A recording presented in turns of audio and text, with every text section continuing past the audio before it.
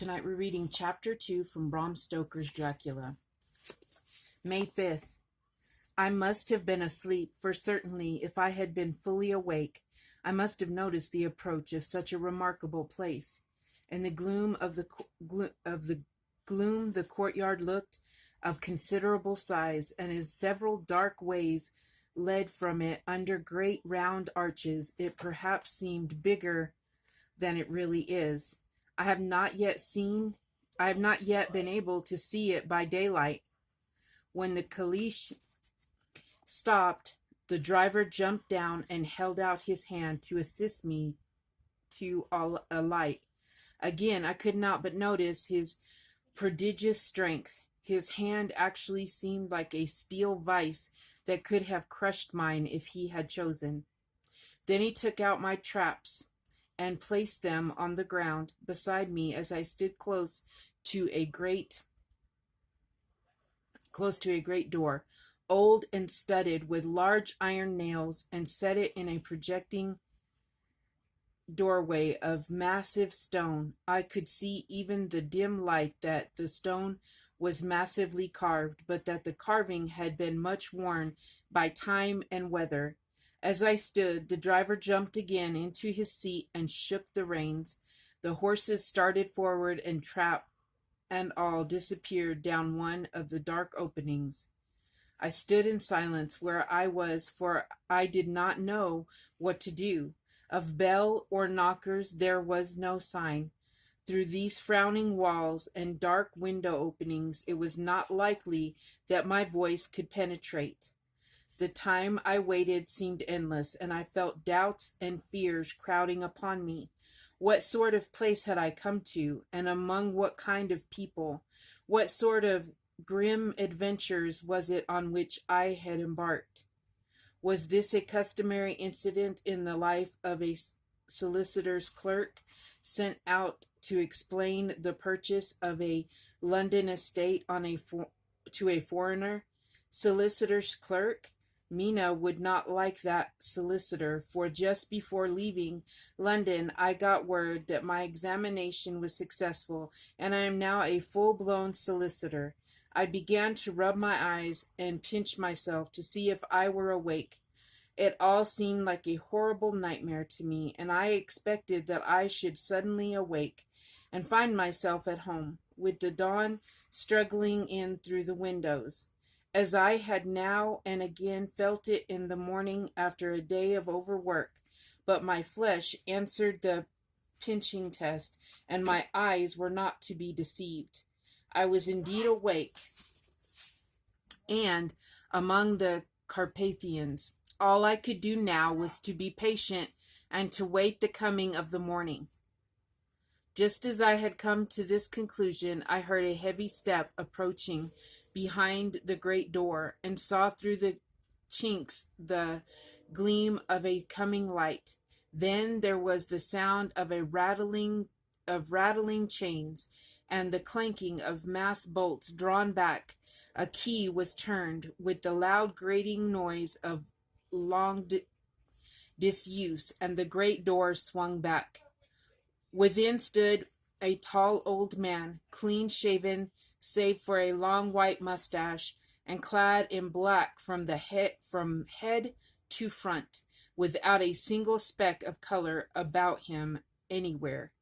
He held in his hand an antique silver lamp, in which the flame burned without chimney or globe of any kind, throwing long quivering shadows as it flickered in the draught of the open door. The old man motioned me in with the right hand with a courtly gesture, saying in excellent English, but with a strange intonation, "Welcome to my house. Enter freely and of your own will." He made no motion of stepping to meet me, but stood like a statue, as though his gesture of welcome had fixed him into stone. The instant, however, that I had stepped over the threshold, he moved impulsively forward, and holding out his hand, grasped mine with a strength which made me wince, an effect which was not lessened by the fact that it seemed as cold as ice, more like the hand of a dead of a dead than a living man. Again he said, "Welcome to my house. Come freely, go safely, and leave something of the happiness you bring." The strength of the handshake was so much akin at that which I had noticed in the driver, whose face I had not seen, that for a moment I doubted if it were not the same person to whom I was speaking. So to make sure, I said interrogatively, "Count Dracula?" He bowed in a courtly way as he replied, "I am Dracula, and I bid you welcome, Mr. Harker. To my house come in. The night air is chill, and you must need to eat and rest." As he was speaking, he put the lamp on a bracket on the wall, and stepping out took my luggage. He had carried it in could foretell him, before I could forestall him. I protested, but he insisted. "Nay, sir, you are my guest. It is late, and my people are not available. Let me see to your comfort myself." He insisted on carrying my traps along the passage, and then up a great winding stair, and along another great passage, on whose stone floor our steps rang heavily. At the end of this he threw open a heavy door, and I rejoiced to see within a well-lit room in which a table was spread for supper, and on whose mighty hearth of great fire of logs, freshly replenished, flamed and flared. The Count halted, putting down my bags, closed the door, and, crossing the room, opened another door, which led into a small octagonal room, lit by a single lamp, and seemingly without a window of any sort. Passing through this, he opened another door, and motioned me to enter. It was a welcome sight, for here was a great bedroom, well lighted and warmed with another log fire, also added to but lately, for the top logs were fresh, which sent a hollow roar up the wide chimney. The Count himself left my luggage inside and withdrew, saying before he closed the door, "You will need, after your journey, to refresh yourself by making your toilet. I trust you will find all you wish. When you are ready, come into the other room, where you will find your supper prepared." The light and warmth and the Count's courteous welcome seemed to have dissipated all my doubts and fears. Having then reached my normal state, I discovered that I was half famished with hunger, so making a hasty toilet, I went into the other room. I found supper already laid out. My host, who stood on one side of the great fireplace, leaning against the stonework, made a graceful wave of his hand to the table, and said, "I pray you, be seated and sup how you please.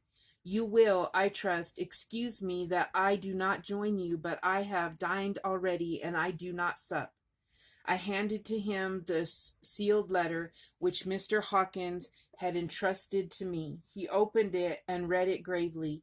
Then, with a charming smile, he handed it to me to read. One passage of it, at least, gave me a thrill of pleasure. "I must regret that an attack of gout, from which malady I am constant sufferer, forbids absolutely any traveling on my part for some time to come. But I am happy to say I can send a sufficient substitute, one in whom I have every possible confidence. He is a young man full of energy and talent in his own way, and of a very faithful disposition. He is discreet and silent, and has grown into manhood in my service. He shall be ready to attend on you when you will during his stay, and shall take your instructions in all matters." The Count himself came forward and took off the cover of a dish, and I fell to at once on an excellent roast chicken. This, with some cheese and a salad and a bottle of old Tokay, of which I had 2 glasses, was my supper. During the time I was eating it, the count, while I was During the time I was eating it, the Count asked me many questions as to my journey, and I told him my degrees, all I had experienced. By this time I had finished my supper, and by my host's desire had drawn up a chair by the fire and began to smoke a cigar, which he offered me, at the same time excusing himself that he did not smoke. I had now an opportunity of observing him, and found him of a very marked physiognomy. His face was a very strong, aquiline, with high bridge of the thin nose and peculiarly arched nostrils, with lofty domed forehead, and hair growing scantily round the temples, but profusely elsewhere. His eyebrows were very massive, almost meeting one almost meeting over the nose, and with bushy hair and that seemed to curl in its own profusion the mouth, so far as I could see it under the heavy mustache, was fixed and rather cruel looking, with peculiarly sharp white teeth. These protruded over the lips, whose remarkable ruddiness showed astonishing vitality in a man of his years. For the rest, his ears were pale, and at the tops extremely pointed. The chin was broad and strong, and the cheeks firm though thin. The general effect was one of extraordinary pallor. Hitherto I had noticed the backs of his hands as they lay on his knees in the firelight, and they had seemed rather white and fine, but seeing them now close to me, I could not but notice that they were rather coarse, broad, with squat fingers. Strange to say, there were hairs in the center of the palm. The nails were long and fine, and cut to a sharp point. As the Count leaned over me and his hands touched me, I could not repress a shudder. It may have been that his breath was rank, but a horrible feeling of nausea came over me, which, do what I would, I could not conceal. The Count evidently noticed it, drew back, and with a grim sort of smile, which showed more than he had yet done his protuberant teeth, sat himself down again on his own side of the fireplace. We were both silent for a while, and as I looked toward the window, I saw the first dim streak of the coming dawn. There seemed a strange stillness over everything, but as I listened, I heard, as if from down below in the valley, the howling of many wolves. The Count's eyes gleamed, and he said, "Listen to them, the children of the night. What music they make!" Seeing, I suppose, some expression in my face, strange to him, he added, "Ah, sir, you dwellers in the city cannot enter into the feelings of the hunter." Then he rose and said, "But you must be tired. Your bedroom is all ready, and tomorrow you shall sleep as late as you will. I have to be away till the afternoon, so sleep well and dream well." With a courteous bow, he opened for me himself the door to the octagonal room, and I entered my bedroom. I am all in a sea of wonders. I doubt, I fear, I think strange things, which I dare not confess to my own soul. God keep me, if only for the sake of those dear to me. May 7th. It is again early morning, but I have rested and enjoyed the last 24 hours. I slept till late in the day and awoke of my own accord. When I had dressed myself, I went into the room where he had supped, and found a cold breakfast laid out, with coffee kept hot by the pot being placed on the hearth. There was a card on the table on which was written, "I have to be absent for a while. Do not wait for me. I set to and enjoyed a hearty meal. When I had done, I looked for a bell so that I might let the servants know I had finished, but I could not find one. There are certainly odd deficiencies in the house, considering the extraordinary evidence of wealth which are round me. The table service is of gold, and so beautifully wrought that it must be of immense value. The curtain and upholstery of the chairs and sofas and the hangings of my bed are of the costliest and most beautiful fabrics, and must have been of fabulous value when they were made, for they are centuries old, though in excellent order. I saw something like them in Hampton Court, but there they were worn and frayed and moth-eaten, but still in none of the rooms in there is there a mirror. There is not even a toilet glass on my table, and I had to get the little shaving glass from my bag before I could either shave or brush my hair. I have not yet seen a servant anywhere, or heard a sound near the castle except the howling of wolves. Some time after I had finished my meal, I do not know whether to call it breakfast or dinner, for it was between 5 and 6 o'clock when I had it, I looked about for something to read, for I did not like to go about the castle until I had asked the count's permission. There was absolutely nothing in the room, book, newspaper, or even writing materials, so I opened another door in the room and found a sort of library. The door opposite mine I tried but found it locked. In the library I found to my great delight a vast number of English books, whole shelves full of them, and bound volumes of magazines and newspapers. A table in the center was littered with English magazines and newspapers, though none of them were of very recent date.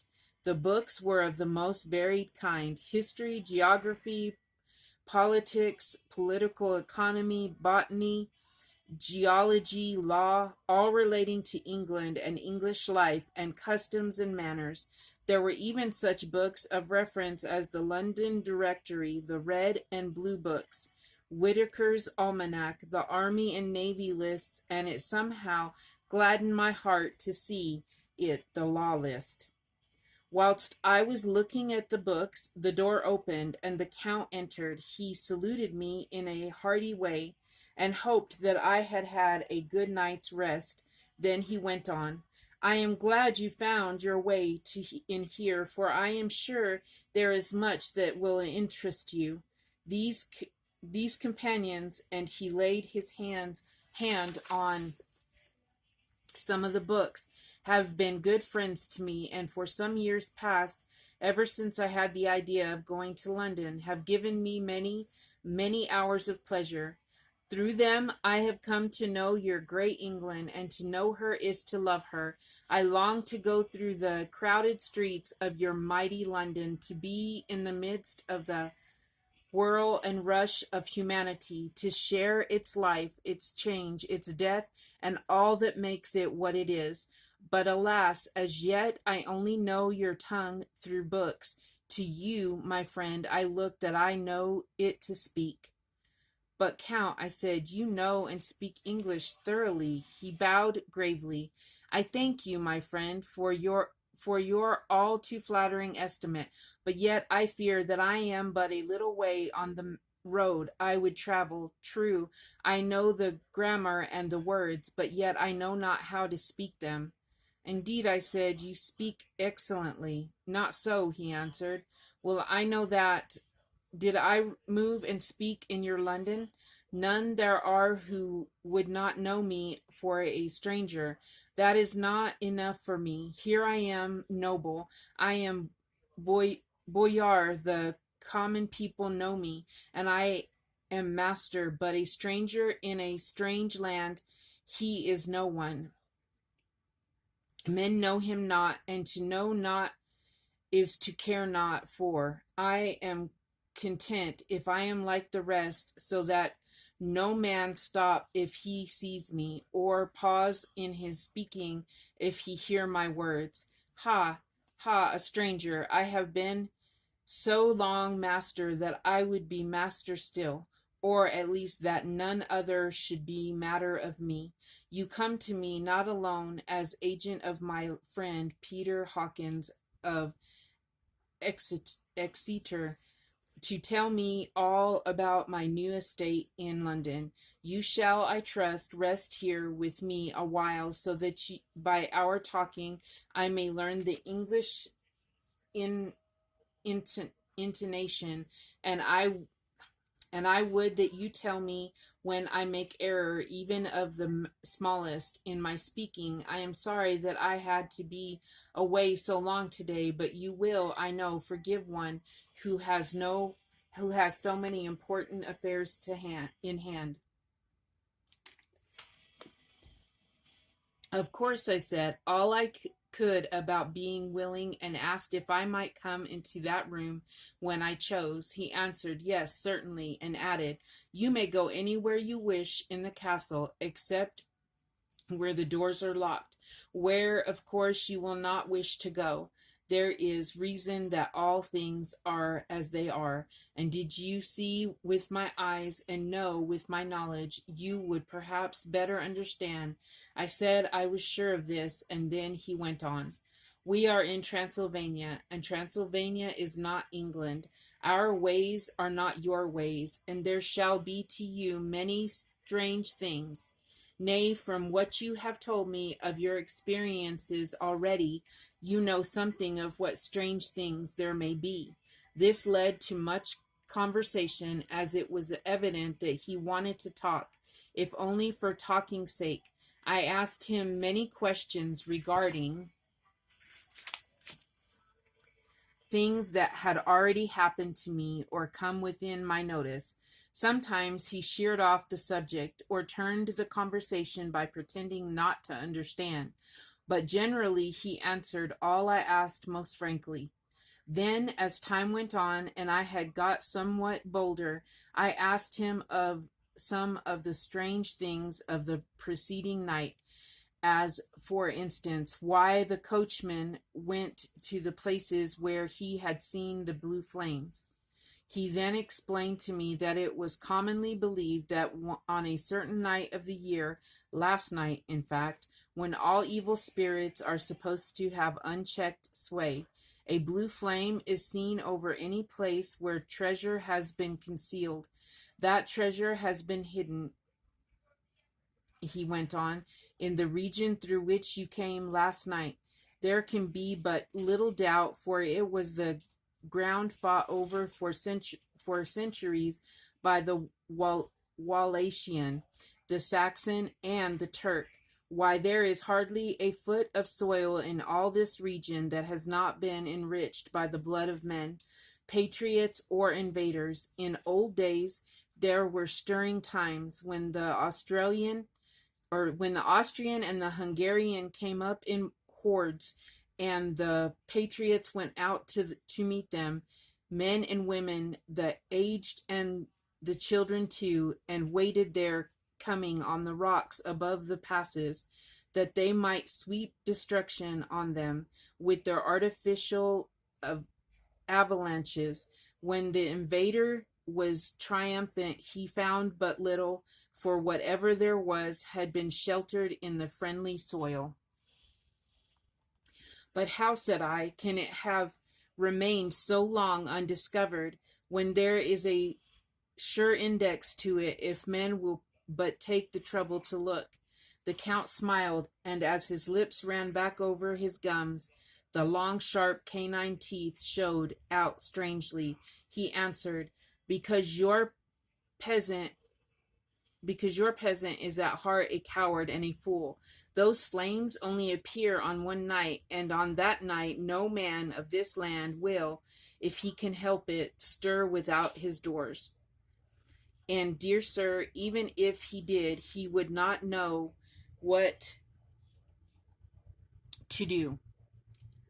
Why, even the peasant that you tell me of, who marked the place of flame, would not know where to look in daylight, even for his own work. Even you would not, I dare be sworn, be able to find these places again. There you are right, I said. I know no more than the dead where than the dead where even to look for them. Then he drifted into other matters. Come, he said at last, tell me of London and of the house which you have procured for me, with an apology for my remissness, I went into my own room to get the papers from my bag. Whilst I was placing them in order, I heard a rattling of china and silver in the next room, and as I passed through, noticed that the table had been cleared and the lamp lit, for it was by the time this time deep into the dark. The lamps were also lit in the study or library, and I found the Count lying on the sofa, reading of all things in the world an English Bradshaw's Guide. When I came in, he cleared the books and papers from the table, and with him I went into plans and deeds and figures of all sorts. He was interested in everything and asked me a myriad questions about the place and its surroundings.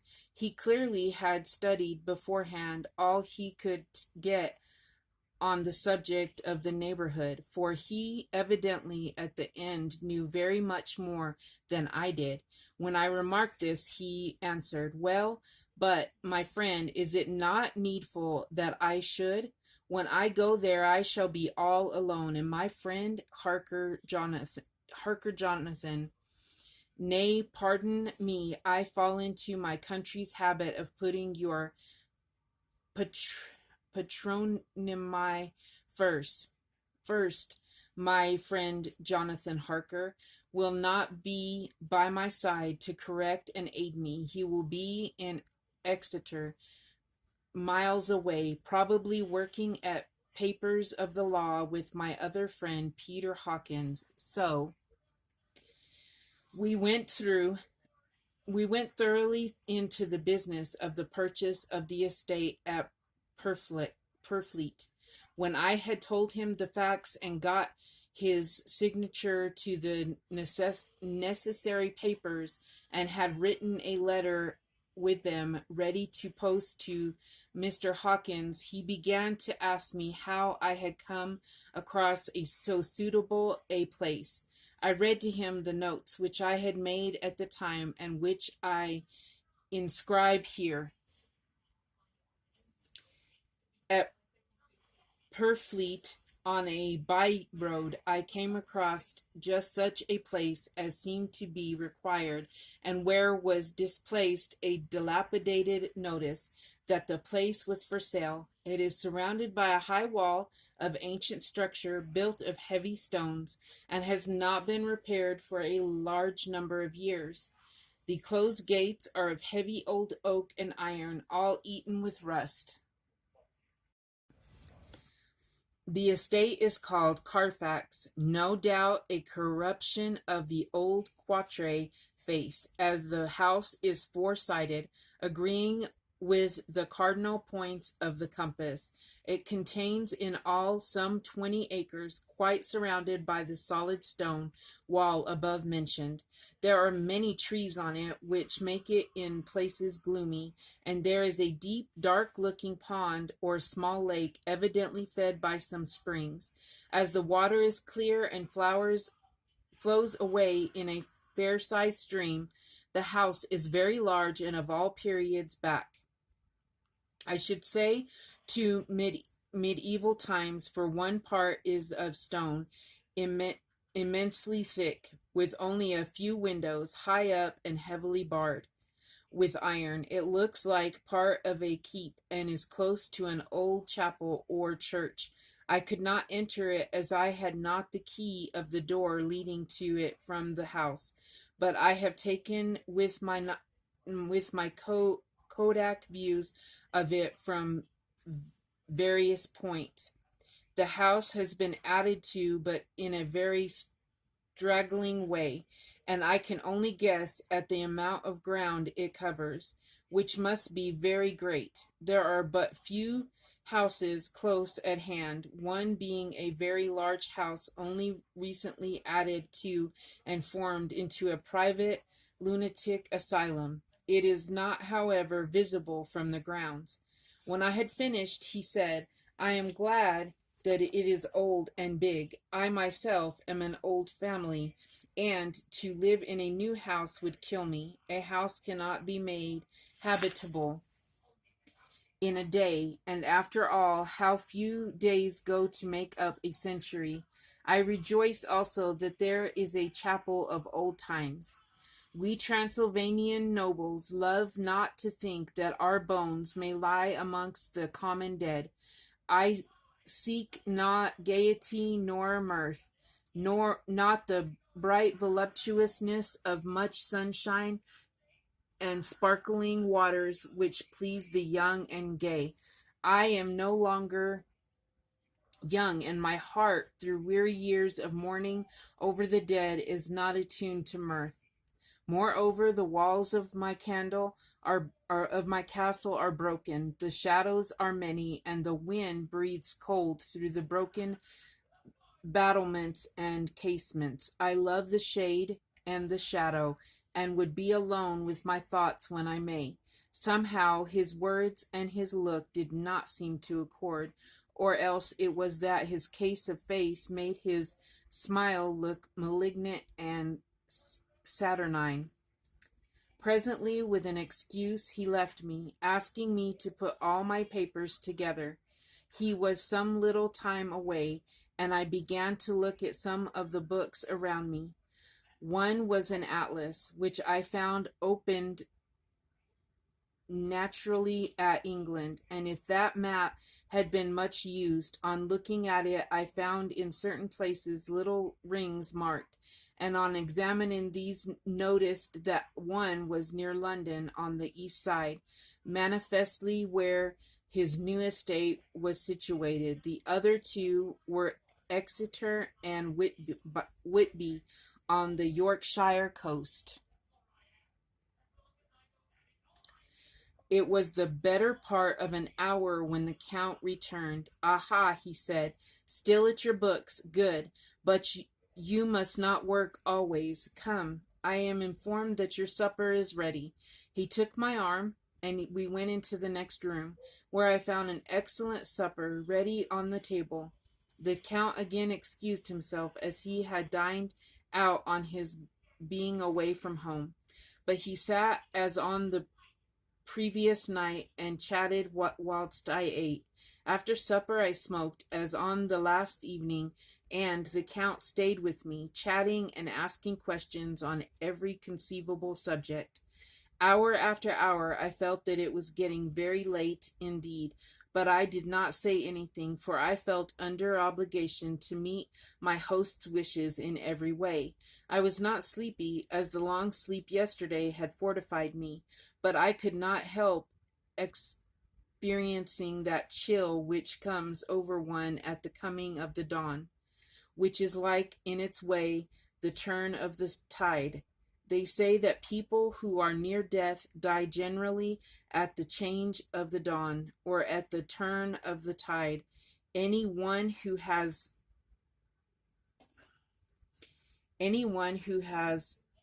when tired and tide anyone who has, when tired and tied as it were to his post, experienced this change in the atmosphere, can well believe it. All at once we heard the crow of a cock coming up with preternatural shrillness through the clear morning air.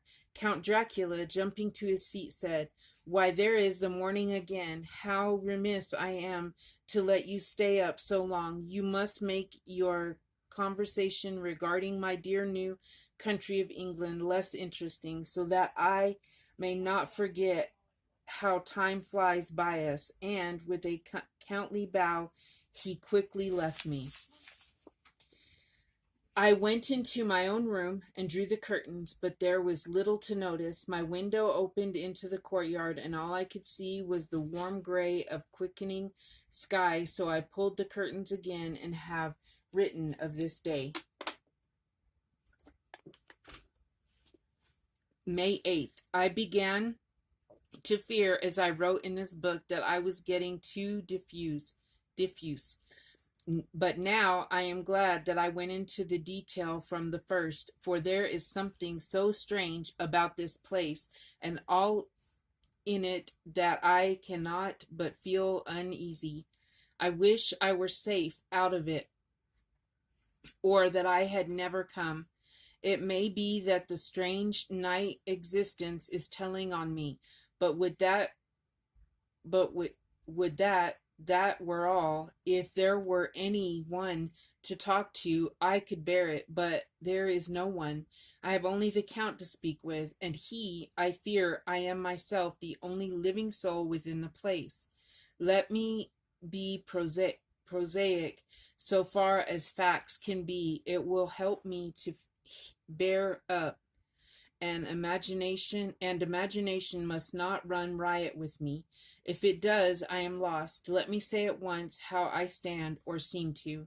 I only slept a few hours when I went to bed, and feeling that I could not sleep any more, I got up. I had hung my shaving glass by the window and was just beginning to shave. Suddenly I felt a hand on my shoulder and heard the Count's voice saying to me, "Good morning." I started, for it amazed me that I had not seen him, since the reflection of the glass covered the whole room behind me. In starting, I had cut myself slightly, but did not notice it at the moment. Having answered the Count's salutation, I turned to the glass again to see how I had been mistaken. This time there could be no error, for the man was close to me, and I could see him over my shoulder, but there was no reflection of him in the mirror. The whole room behind me was displayed, but there was no sign of a man in it except myself. This was startling, and, coming on the top of many strange things, was beginning to increase the vague feeling of uneasiness which I always had when the Count is near. But at the instant I saw that the cut had bled a little, and the blood was trickling over my chin. I laid down the razor, turning as I did so half round to look for some sticking plaster. When the Count saw my face, his eyes blazed with a sort of demonic fury, and he suddenly made a grab at my throat. I drew away, and his hand touched the string of beads which held the crucifix. It made an instant change in him, for the fury passed so quickly that I could hardly believe that it was ever there. "Take care," he said. "Take care how you cut yourself. It is more dangerous than you think in this country." Then, seizing the shaving glass, he went on, "And this is the wretched thing that has done the mischief. It is a foul bauble of man's vanity. Away with it." And opening the heavy window with one wrench of his terrible hand, he flung out the glass, which was shattered into 1,000 pieces on the stones of the courtyard far below. Then he withdrew without a word. It is very annoying, for I do not see how I am to shave, unless in my watch case or the bottom of the shaving pot, which is fortunately of metal. When I went into the dining room, breakfast was prepared, but I could not find the Count anywhere, so I breakfasted alone.